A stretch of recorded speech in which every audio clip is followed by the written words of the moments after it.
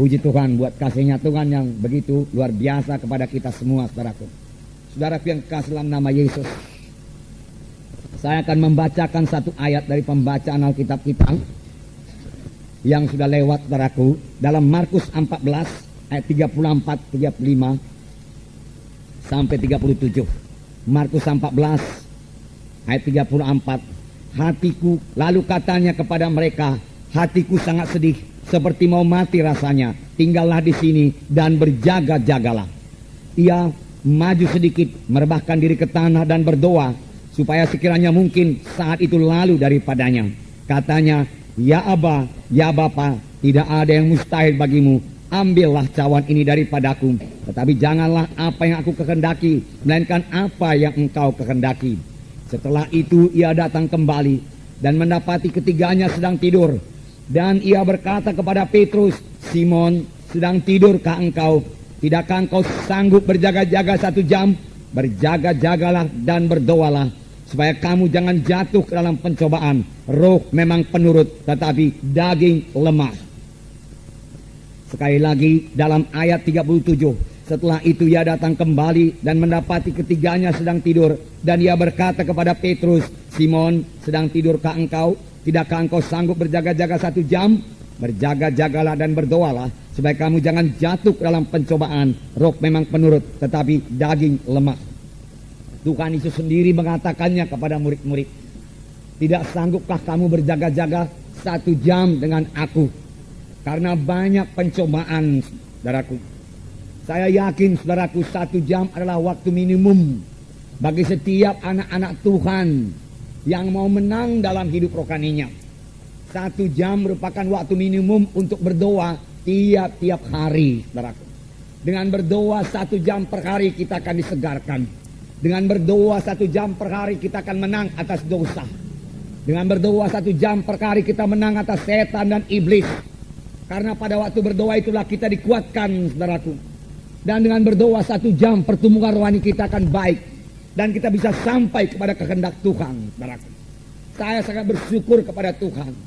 Mulai daripada hari pertama, saudaraku, saya diselamatkan, saudaraku. Saya diajari berdoa 1 jam per hari.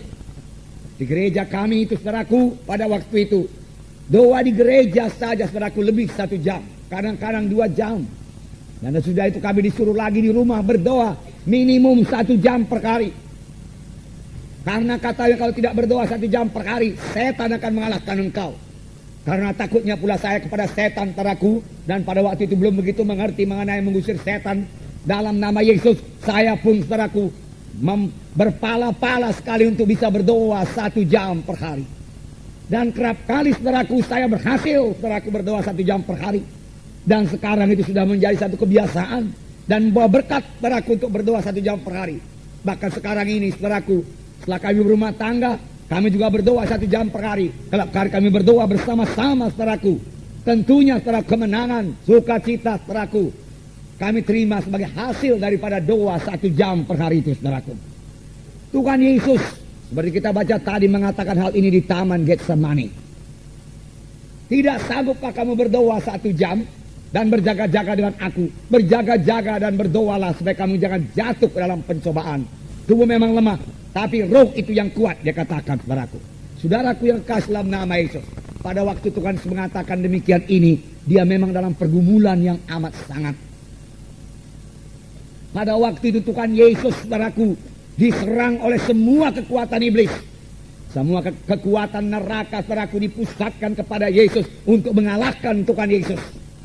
Karena pada waktu itulah Tuhan Yesus, saudaraku, mengambil keputusan untuk menanggung dosa manusia ini.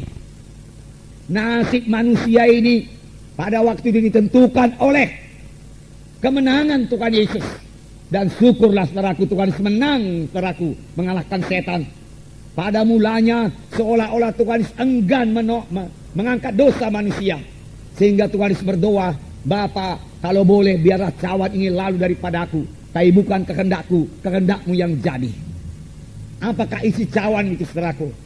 Cawan yang akan diminum Tuhan Yesus berisi semua dosa manusia yang harus ditanggung oleh Tuhan Yesus. Semua manusia sudah berdosa, saudaraku. Dan kalau manusia itu mau diselamatkan, harus ada seseorang yang tidak berdosa, yang menanggung dosa manusia itu. Harus ada substitusinya, saudaraku, supaya manusia itu bisa bebas dari dosa. Yesus juru selamat, saudaraku. Dia mau menjadi ganti kita. Dia dihukum karena dosa kita supaya kita jangan dihukum, saudaraku. Inilah jalan keselamatan. Tetapi walaupun Yesus sudah rela, saudaraku, melihat dosa yang begitu besar, begitu kotor, begitu keji, tidak urung Tuhan Yesus gemetar, berkeringat darah, dan berkata, Bapa, kalau ada jalan lain, biarlah kita tempuh jalan lain, Bapa. Dia katakan, supaya aku jangan menanggung cawan minuman ini, tetapi tidak ada jalan lain, saudaraku. Hanya satu jalan, saudaraku. Tuhan Yesus harus menjadi substitusi kita. Tuhan Yesus harus menjadi ganti kita, saudaraku, supaya kita bisa bebas dari dosa, saudaraku. Dan Tuhan Yesus akhirnya mengambil cawan minuman itu dan meminumnya, saudaraku, sampai kepada teguk yang terakhir. Mulai saat itu tangan manusia berdosa bisa sampai dan menangkap Tuhan Yesus. Satu rombongan tentara imam-imam yang dipimpin oleh Judas, saudaraku, datang ke dalam taman Getsemani, di mana Tuhan Yesus biasa berdoa di situ. Dan mereka mulai menangkap Tuhan Yesus. Seorang murid Tuhan Yesus bernama Petrus, saudaraku, menghunus pedangnya dan marang hamba imam besar itu. Daun telinganya putus, jatuh. Tetapi Tuhan Yesus mengambil daun telinga itu, merekatnya kembali. Dan Tuhan Yesus berkata, Petrus, sarungkanlah pedangmu. Sebab orang yang memakai pedang akan dimakan pedang. Apa engkau pikir aku tidak sanggup sekarang ini juga memanggil 12 legiun tentara malaikat untuk membebaskan kita? Tetapi kalau aku panggil, bagaimana mungkin genap semua nas Alkitab itu? Apa yang dikatakan Alkitab? Bagaimana mungkin aku memikul dosa manusia? Dosa manusia tidak jadi dipikul, oleh sebab itu semua manusia akan terhilang. Demikian Tuhan Yesus berkata, saudaraku. Murid-murid semua lari meninggalkan Tuhan Yesus, saudara. Dan Tuhan Yesus ditangkap, dibawa kepada pengadilan imam-imam. Dan mereka mulai mengadili Tuhan Yesus, saudaraku. Dan pada waktu itu juga Petrus menyangkal Tuhan Yesus 3 kali. Tetapi Yesus tetap menang, saudaraku. Yesus tetap berjalan menuju salib, saudaraku. Visi Tuhan Yesus tidak hilang, saudaraku. Ini adalah sebagai akibat daripada doanya yang 3 jam di taman Getsemani itu, saudaraku. Dia tidak tergoncang, saudaraku, oleh begitu hebatnya serangan musuh, saudaraku. Dengan tenang dia maju memikul salib untuk memikul dosa manusia, saudaraku. Saudara, ini adalah sebagai akibat daripada doa. 3 kali dia berdoa. Saya yakin masing-masing berdoa itu 1 jam, 3 jam di taman Getsemani, saudaraku.